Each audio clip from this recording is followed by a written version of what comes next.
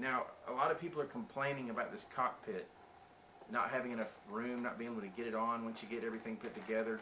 And what I did was, and you can also see this in the picture, I took the receiver, put it where the plugs are on the back side, or toward the aft of the plane.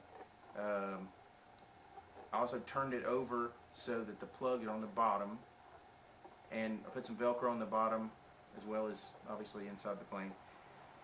And I was able to get it back far enough so that it doesn't interfere with the lowered portion under the canopy where the seat is. The only other thing was that, and you see this on the build on RC Groups, the control rods coming out of the servo are kind of, they're not really held in place very well, so you get some slack in your elevator.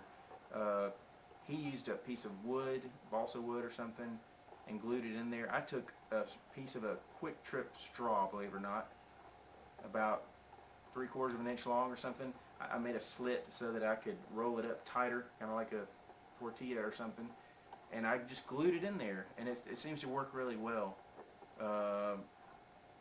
Obviously I put it around both of the, not where the control rods themselves are, but the plastic sheathings, or whatever you call them, sheaths that come out almost maybe 1/2 inch into view here. So anyway, there's no movement there now. If you can, when you put the battery in, put the wires toward the aft side, and you can more or less bend them back so that they don't interfere, and the canopy goes on fine. The only other thing I did to the canopy, well, the only thing I did to the canopy, this tab on the rear, I just cut a little bit off of it, maybe 1/8 of an inch or something, because you put the front in first, and this is very difficult to get in when it was, before I cut it a little bit shorter. So I guess my only complaint is it doesn't quite seat all the way down like I wish it would, and maybe I can address that later. But it's a beautiful plane. I wish I could have changed the numbers.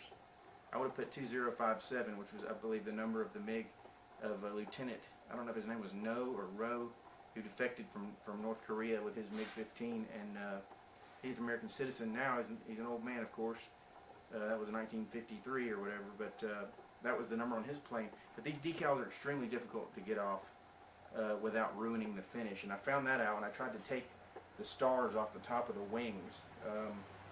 I noticed on the video I referred to earlier on YouTube, they don't have any stars on the tops of the wings. I don't know why Arctic put them there. They are, in fact, on the bottom, though. So, as you may have seen when I flipped the plane over. And it's really, one side's worse than the other. I tried to use a hair dryer to warm up the glue so it might peel off easier. It helped a little bit, but I'd like to take, no offense, Arctic, but I'd like to take the stickers off the tail. I'm not even going to fool with it because it's just does too much damage.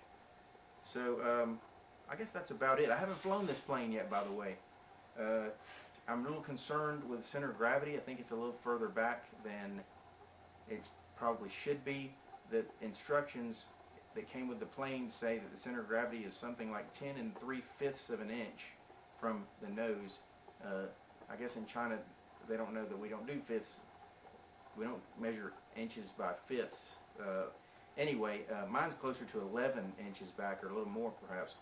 So I'm a little concerned about that. Other than that, though, I'm excited about getting this thing in the air.